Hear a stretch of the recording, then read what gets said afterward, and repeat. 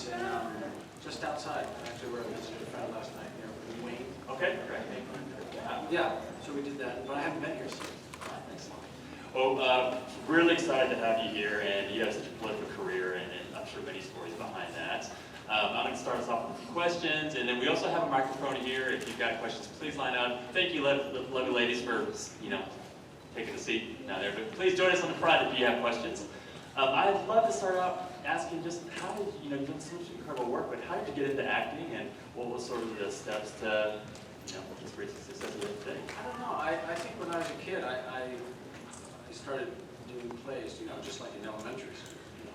And I found that, and then the same in high school, I found that when I was on stage, I felt much more comfortable, really, than I was off stage.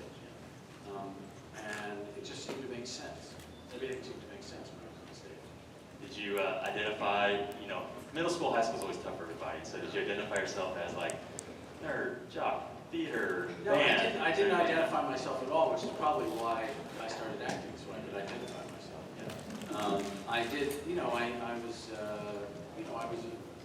I played sports, I was a soccer player and played tennis and ski and all that sort of stuff. And sorry, was I too far away? It's very aggressive. He could have said just move closer.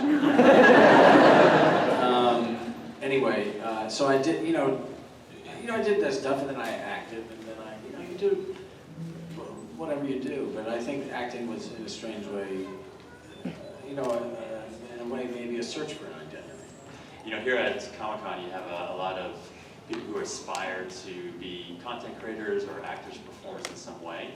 But oftentimes, the most difficult is find this kind of the support system around you. Were your family, friends supportive of your decisions to kind of pursue acting? Yeah, very much so. I didn't come from like an acting family or anything. My dad is an artist, and he was an art teacher. And so the arts were a really big part of our lives. So I think going into the arts made sense. Of course, my parents were always very concerned about, are you going to make money, and are you going to, and rightly so. I mean, I didn't make money for a long time. It's hard. Was there an initial sort of role that you were, thought there's no way I would get this, and you were able to attain it? Yeah, basically every role I never thought I would. Even like in The Devil Wears Prada, I remember I had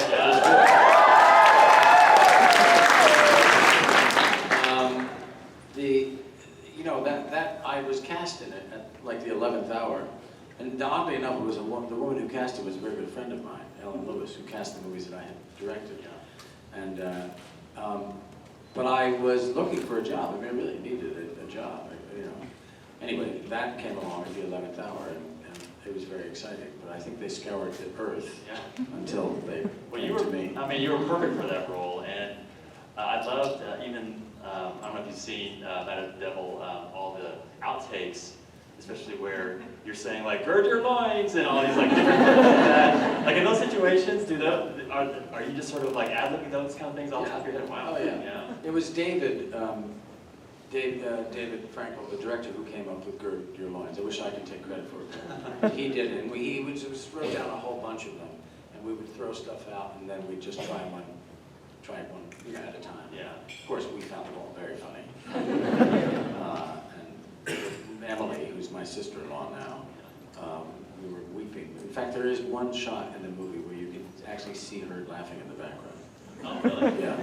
Yeah. When I last saw the movie, I was like, oh my God, I never noticed that before. She's not, they caught her just in the corner. Oh, that's great. Well, you're incredible. I mean, the way you transform yourself into these different roles, from comedic to very serious to everything in between,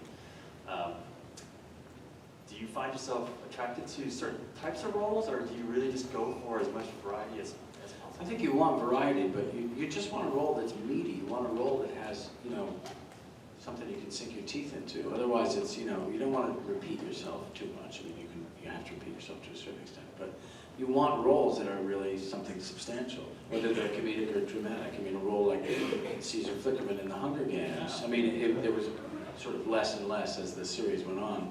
unfortunately for me to do. But at the beginning, though, it was really so much fun. You could really, sink your teeth. That was a juicy Your role. big teeth. Yeah, So big teeth. When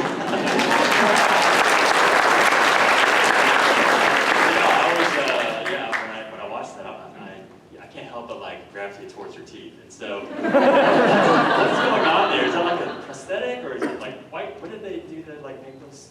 Oh yeah, no, they're fake teeth. Yeah. No, what you do is that you take a mold of your every time. If I do it like a number of Lovely Bones, I wore fake teeth up top. And for Jack the Giant Slayer, fake teeth. Different movies I'll wear because it helps me, and it seems to be if it's appropriate for the character. So, but what they do is when you go to the dentist, they just take that mold, they put that stuff in your mouth, which is really, you always think you're going to choke and die. And they always go, you'll be fine.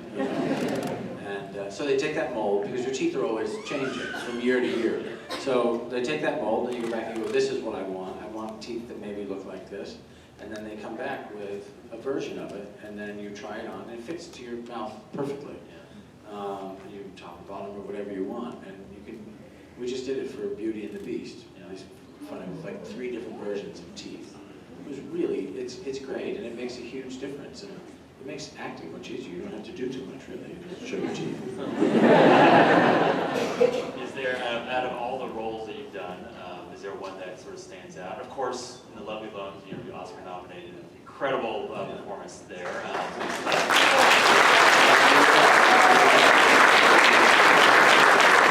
don't want to necessarily assume that that's your favorite role. No, God, no. Favorite role. That's a rough one to be your favorite role. Yeah. Is there one that kind of stands out as your I think The Devil Wears Prada for me was actually one of the most enjoyable experiences ever. And Julia, but then you do stuff like Transformers, which is a gas. It's the complete opposite. You're acting with a tennis ball on a stick. What's it like working with Meryl Streep? Terrible. I'd rather have the tennis ball on a stick. No. She's great. She's great. She's just a nice person. She's has become a very good friend. She's a very devoted friend. She's just one of those people who I'd always respected, and I was thrilled. I got to know her sort of socially first, and then we worked together. When you work with her, you kind of work. Not that I haven't worked with great actors, but you kind of go oh my God, no. I mean, she's incredible. That would seem that everyone would be so just intimidated just to act. It is. It's scary. The thing is, when you act with her, I forget that I'm supposed to be acting too in the scene, because I just want to watch her. And there were times where I'd just be like, oh, and then I'd be like, oh, fuck, I have to say my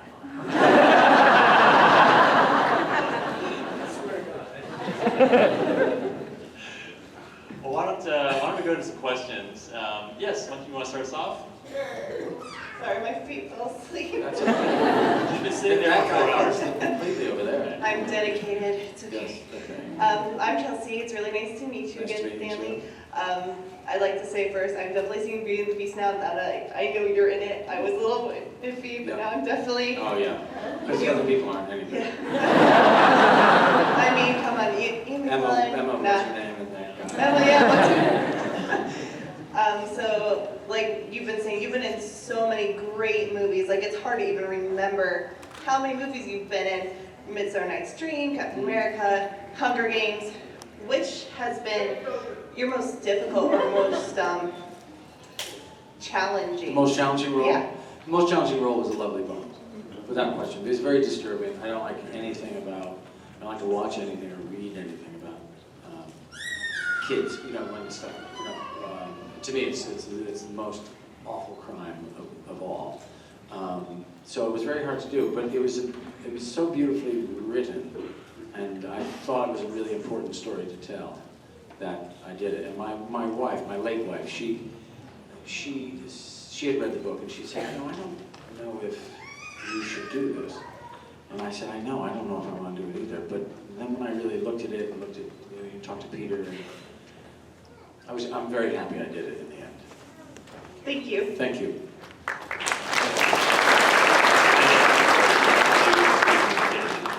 Well, you know, I did a lot of research, and the research was really incredibly disturbing. You know, watching documentaries and looking at photographs online to put together a kind of composite of, like an amalgam of all these guys, because I had a feeling I knew what I wanted them to look like.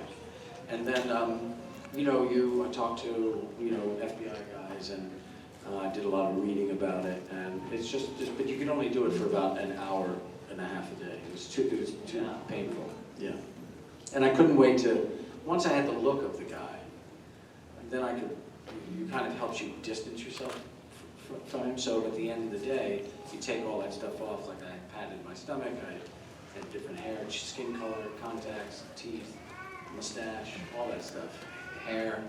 And then once you put that on, you kind of become the guy. It's just pretending, really.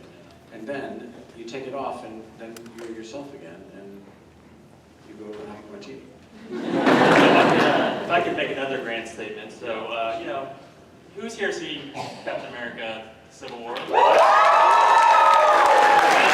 superhero films out there. I mean, Winter Soldier is one of the best Marvel movies as well. Yeah. The Avengers, like, changed culture. I mean, really transformed our whole pop culture movements. And honestly, it all started because Dr. Erskine saw something in Steve Rogers, a little Steve Rogers. So you were really the impetus of this superhero renaissance. I It's know. all to you. It's true, and I don't get any royalties from it. I know. Stanley, who's that guy? This is the one that... That's right. He's nothing without me. What was the last I tell Chris that every time I see him. What was it like working on the first Avengers and that period piece? And Well, I'll tell you, it was fantastic. We shot it in England, and it was when I started to get to know my now wife, and I became friendly with Haley and Dom and Chris, and I was just there for 3 weeks, but it was really one of the best things. I'm not just saying this because we're at Comic-Con. I mean, it was like one of the best experiences I've ever had. It was truly fun. Joe Johnston's a great director.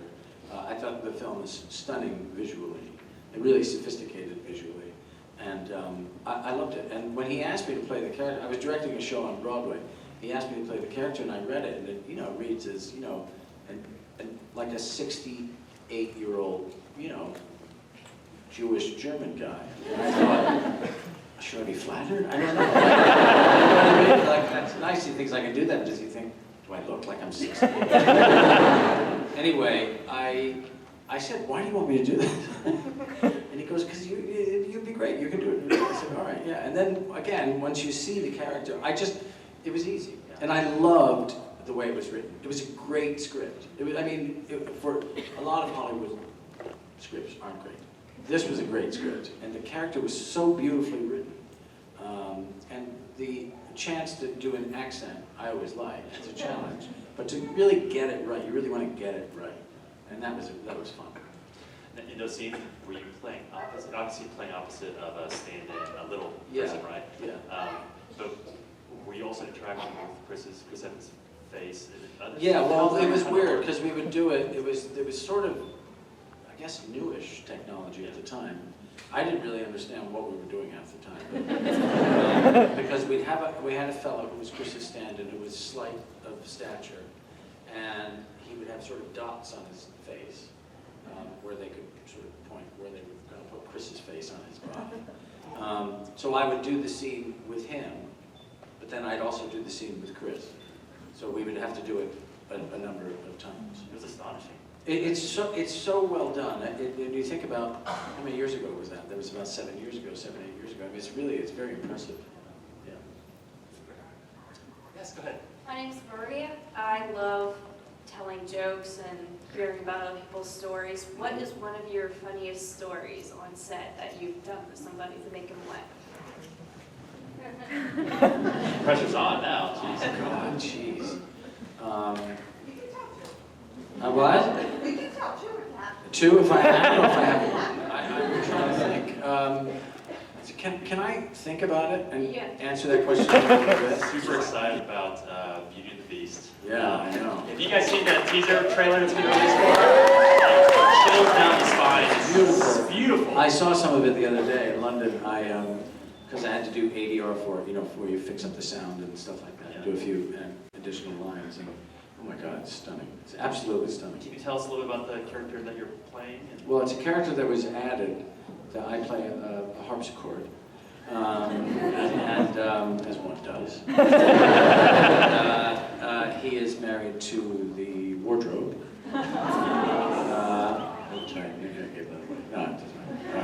Anyway, it was great. He starts out obviously as a live person, and then the spell, and then the spell. I'm not telling anybody something they don't know. And it was a great experience. It was Bill Condon who directed it, and I had worked with him on The Fifth Estate. He's such a nice man, and he said, "Will you come and do this role? I've added this role. I want you to do it." And I said, "But do I have to sing?" He said, "No, maybe a line, maybe a little." And I said, "No." I said, I love you, and I love the story and everything, but I can't sing. I really have a pretty good career, and I'm not ruining it now. And he was like, "Yeah," but I said, "No, Billy, you don't understand. I can't do it. I cannot sing, and I will not sing. God damn it, And even my kids were like, "Dad, no, you can't sing." My kids have beautiful voices. It's really frustrating. Anyway, he said, "No, it's fine, you don't have to." So I did it, and it was just beautiful. Just a great fun time. Is he a flamboyant? He's a flamboyant French? Italian. Oh, Italian. He's Italian. Yeah, Ewan McGregor is French. He's the candlestick. Yeah. It's always good to have a Scottish guy playing a French guy. It's all the same. It's all the same. It's country, it's all the same. Yeah, you can't tell. Well, anyway, very excited. He's great. He's great. But again, the teaser looks phenomenal, and normally I'm a little skeptical of the Disney Live or whatever, the sort of reinvention of a classic film. Yes. But that trailer looks like it's going to handle Oh, it's absolutely one of the most beautiful. It's one of the most beautiful sets I've ever been on. And having done this for a long time, and you walk onto your set, and you go, "Oh, that's a great set. That's great." You walked onto this set, and you felt like you were a kid again. Wow. Everyone was just in awe. And things were done practically, like when the doors open and the wind comes in, and these candles are there. But it was hundreds of candles that they would light by hand for every take. I've never seen anything like it. It was really like kind of old-fashioned filmmaking. The biggest question is, can you tease us at all about how is the beast going to look? Or I can't do that. Can you draw a picture of it and show us? No. Pictures on your phone? I tried. Mickey Mouse will come down and strangle you. Those ears are big for no reason. He's listening all the time. Alright, hi, my name is Andy. So I have two questions, but the second one's super short. Okay. So I guess the first one is, it came to me when you were talking about your experience with the Lovely Bones, and I know that you were recently in Spotlight. Mhm. So did you connect the two in any way? Yeah, I mean, yes. It was nice to be on the other side of the aisle. Yeah, I mean, listen, the abuse within the Catholic Church is so profound, and is still so profound, that it was something that you really wanted to be a part of that film. You also wanted to be a part of the film because it was so beautifully written and there were these wonderful people, but the subject matter was absolutely important and crucial. And it's had a significant impact on the way church is dealing with these issues, or actually now finally dealing with these issues, because the church was not dealing with these issues. So yes, I suppose in some way it was kind of an antidote to the Lovely Bones for me. You had a second question? Yeah, I know that in the first Avenger, you got to work a bit with Howard Stark, and you got to interact with Captain America. So I guess the question is, Team Cap or Team Stark? That's a very important question. I'm going to let you know right now. No pressure. Captain America's like my son. You know what I mean? That's the next step.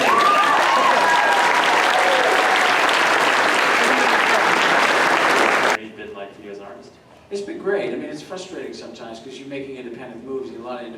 movies, you know, nobody wants to give you the money to make them.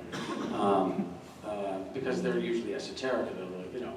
But I hadn't directed a movie for 10 years, and I just finished directing one with Jeffrey Rush and Armie Hammer, and Tony Shalhoub, my friend Tony Shalhoub. So hopefully that'll be out next year, or no one will ever see it. Answer the question, where's the lady who asked for the funny anecdote? The only, I mean, I'm sure I have lots of them, but the one I'm thinking of now is not really, it's just a silly thing. When Meryl Streep, when we were in the bathtub together, taking photographs for this one scene that they sent out a postcard, Julia and Paul sent out a postcard from Germany, where they were at the time. We spoke only in German accents for the entire day. Which of course, we thought was really funny. And you could just feel the crew going, why are they? Nora laughed for about 3 minutes, and then that was it. But we had a grand old time.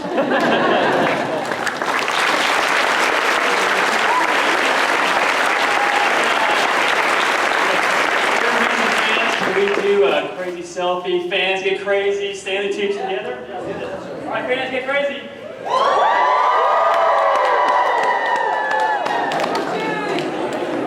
Thank you, Stanley Tucci. This video is sponsored by the Crazy Kings of Toys. Check them out for all your toy needs and find out why they are so crazy. Find them on Amazon, eBay, Bricklink, and Facebook. Links are in the description.